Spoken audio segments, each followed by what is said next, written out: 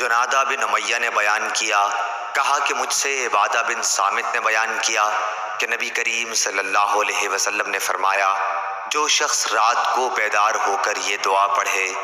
ترجمہ: اللہ کے سوا کوئی معبود نہیں، وہ اکیلا ہے، اس کا کوئی شریک نہیں، ملک اسی کے لیے ہے اور تمام تعریفیں بھی اسی کے لیے ہیں، اور وہ ہر چیز پر قادر ہے۔ تمام تعریفیں اللہ ہی کے لیے ہیں۔ اللہ کی ذات پاک ہے، اللہ کے سوا کوئی معبود نہیں، اور اللہ سب سے بڑا ہے۔ اللہ کی مدد کے بغیر نہ کسی کو گناہوں سے بچنے کی طاقت ہے، نہ نیکی کرنے کی ہمت۔ پھر یہ پڑھے۔ ترجمہ: اے اللہ میری مغفرت فرما۔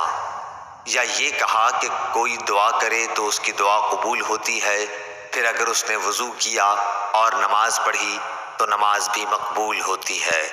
صحیح بخاری حدیث نمبر 1154۔